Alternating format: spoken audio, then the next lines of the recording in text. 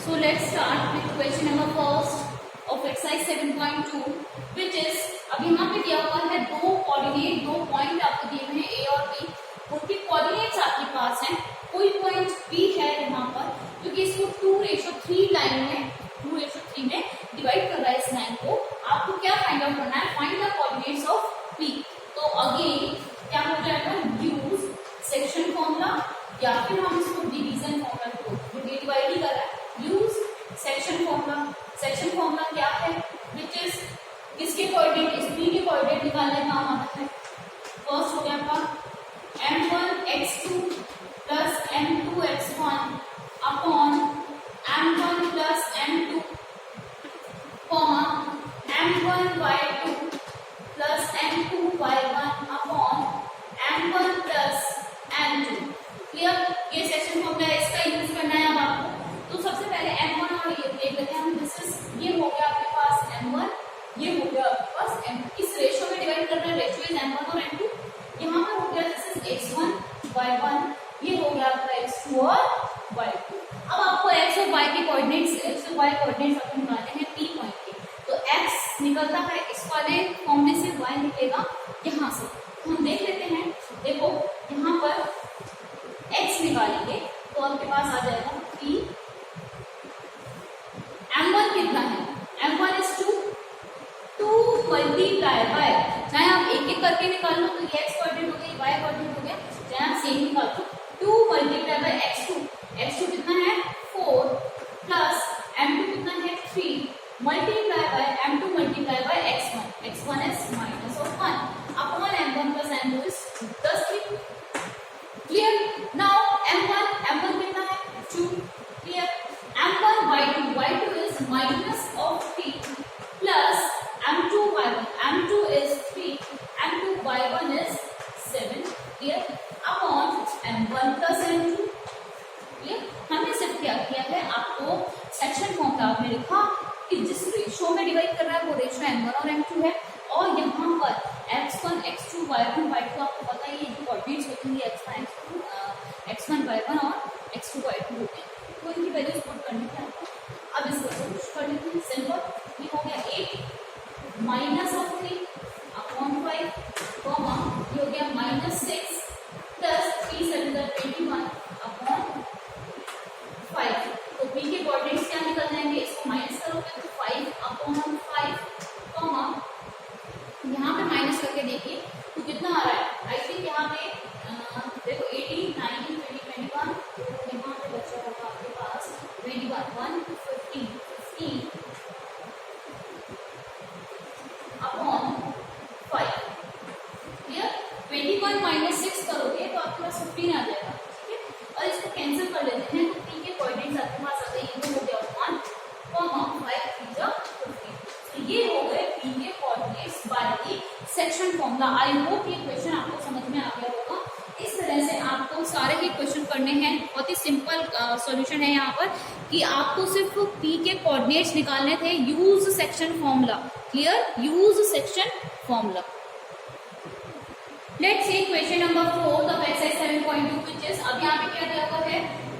दो पॉइंट दिए हुए हैं, दोनों ही पॉइंट के कोऑर्डिनेट गिवन है। इसके साथ साथ जो पॉइंट p इसको डिवाइड कर रहा है उसके कोऑर्डिनेट भी दे डाले। क्लियर? अब क्या बोल रहा है ये क्वेश्चन कि ये वाला पॉइंट किस रेशियो में डिवाइड करेगा इस लाइन सेगमेंट को, वो आपने बताना है। इट मींस m1 और m2 की वैल्यू आपको फाइंड आउट करनी है। तो आई होप क्वेश्चन आप समझ चुके होंगे। लास्ट क्वेश्चन में हमने इसके कोऑर्डिनेट निकाले थे, m1 और m2 गिवन था। यहाँ पे कोऑर्डिनेट आपको देनी है, m1 और m2 फाइंड आउट करना है। सो लेट अस टेक कि ये p डिवाइड जो कर रहा है ab को k रेशियो 1 में डिवाइड कर रहा है। p divides ab into k ratio 1। ठीक है? ab को जो p है k रेशियो 1 में डिवाइड कर रहा है। इट मींस यहाँ पर k हो गया और ये हो गया 1। क्लियर? अब आपको इन k1 और जैसे मैंने यहाँ क्या बोला, m1 की जगह आपके पास k आ गया और m2 की जगह क्या आ गया आपके पास 1 आ गया। यहाँ पर ये कन्वीनियंट होता है लेना जिसमें एक अननोन फैक्टर होता है, एक नोन होता है।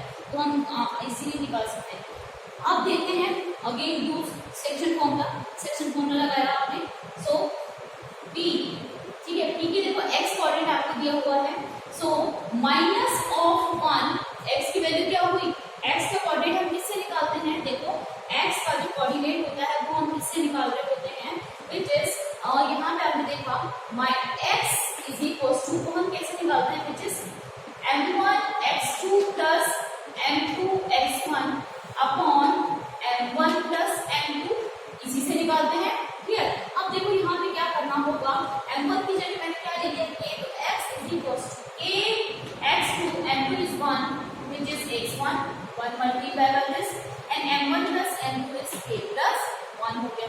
क्लियर। यहाँ पे ये वैल्यूज आ गया आपके पास। अब आपको x की वैल्यू रखनी है, x is minus of 1 is equal to k x2 कितना हो गया 6 plus 1 multiply by x1 is minus of 3 upon k plus 1। इसका क्रॉस मल्टीप्लाई हम करके देखते हैं। अब आपको मिलेगा -1 is equal to 6k minus 3 upon k plus 1। Clear. Cross multiply करिए, ये हो जाएगा माइनस k प्लस 1, इससे मल्टीप्लाई होगा is equal to 6k minus of 3, ये मल्टीप्लाई होगा तो माइनस ऑफ k और minus of 1 is equal to 6k minus 3। k की वैल्यू को उधर लेते हैं, कांस्टेंट इधर ले लेते हैं, तो माइनस का 6k यहाँ पर हो जाएगा is equal to minus 3k plus of 1 यहाँ आ गया। इन दोनों को आपने ऐड किया तो माइनस ऑफ 7k हो गया, और यहाँ पर अगर आप ऐड करेंगे तो आपके पास मिलेगा माइनस ऑफ 2, माइनस से माइनस कैंसिल। ठीक है। अब आपको क्या मिलेगा, k की जो वैल्यू आ रही है वो आ रही है 2/7, k की वैल्यू क्या आ रही है 2/7। आपको ये k और रेशो 1 की वैल्यू फाइंड आउट करनी है, किस रेशो में डिवाइड कर रहा है ये, k की वैल्यू क्या आई है, हमारे पास क्या होता है k रेशो 1 होता है, k की वैल्यू 2/7 आई है, रेशो 1 की जगह 1 ही रहेगा। क्लियर। अब यहाँ पे जो आप क्रॉस मल्टीप्लाई करेंगे ये हो जाएगा 2/7। तो जो P पॉइंट है इस क्वेश्चन के अंदर वो AB को 2/7 में डिवाइड करेगा, AB को 2/7 में डिवाइड करेगा। ये आप क्वेश्चन जो है बहुत इजी है और बहुत इंपॉर्टेंट भी है, जिसमें आपको वैल्यूज निकालनी होती हैं रेशोज की। जब कोऑर्डिनेट गिवन हो तो रेशो की वैल्यू किस तरह से निकाली जाती है ये आपको पता होना चाहिए। Now I have take question number 6 of 7.2। यहाँ पे एक पैरेललोग्राम गिवन है। आप पैरेललोग्राम की प्रॉपर्टी पहले पता होनी चाहिए क्या होती है। Opposite sides are equal of parallel, ठीक है, और डायगोनल जो होते हैं बाइसेक्ट करते हैं एक पॉइंट पर। जैसे ये पॉइंट है तो बाइसेक्ट कर रहे हैं, इट मींस ये मिड पॉइंट हो गया, AC का मिड पॉइंट E है और BD का मिड पॉइंट E है। Clear. Diagonals are bisect each other, ठीक है। तो अब यहाँ पर ये वैल्यू क्या पूछ रहा है, ये वैल्यू इसका कोऑर्डिनेट गिवन है, इसका गिवन है, यहाँ पे y और यहाँ पर x की वैल्यू फाइंड आउट करनी है।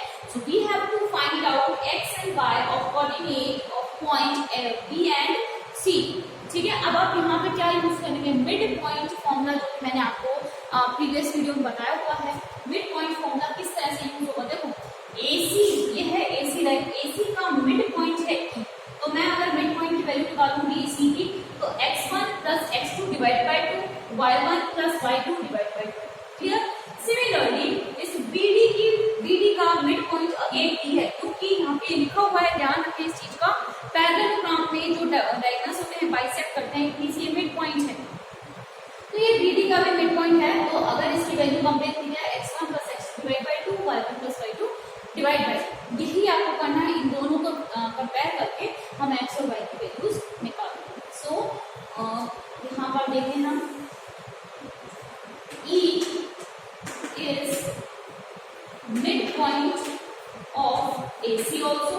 अब AC का मिड पॉइंट है तो फॉर्मूला हम क्या यूज करेंगे, फॉर्मूला यूज करेंगे x1 प्लस x2 अपॉन 2 और y1 प्लस y2 अपॉन 2। इस तरह से आपका फॉर्मूला यूज होगा।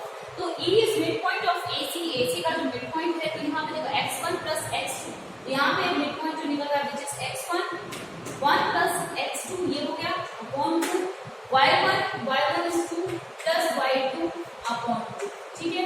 यहाँ पे वैल्यू निकल रहा है 1 प्लस x अपॉन 2 और ये हो गया 8 प्लस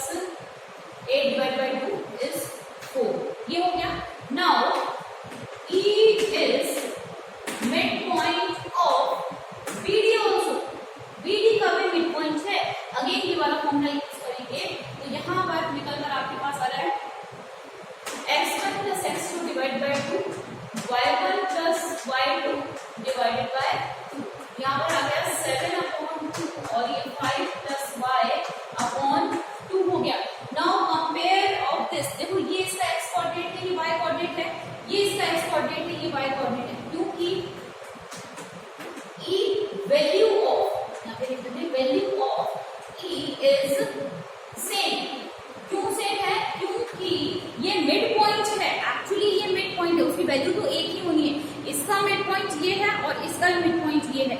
मिड पॉइंट है तो इट मींस यहाँ पे जो x के कोऑर्डिनेट है उनको हम कंपेयर करेंगे, value of E same, so compare x coordinates and compare y coordinates. तो x कोऑर्डिनेट देखिए आपका 1 प्लस x अपॉन 2, इसका x और इस वाले का x ले लिया मैंने 7 अपॉन 2।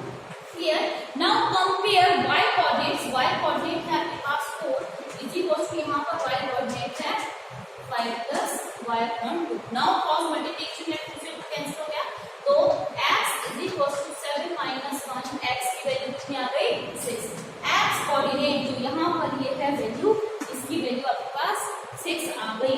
नाउ यहाँ पर क्रॉस मल्टीप्लाई कर लेते हैं, 8 is equal to 5 plus y, 8 minus 5 is equal to y which is 3 is equal to y की वैल्यू, इस y की वैल्यू जो आपके पास निकल कर आई है वो आई है 3।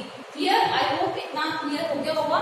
डायगोनल्स जो है बाइसेक्ट करते हैं एक दूसरे को किसी पॉइंट पर, तो यहाँ पर जो वैल्यूज निकलेंगी हम मिड पॉइंट के थ्रू निकालेंगे।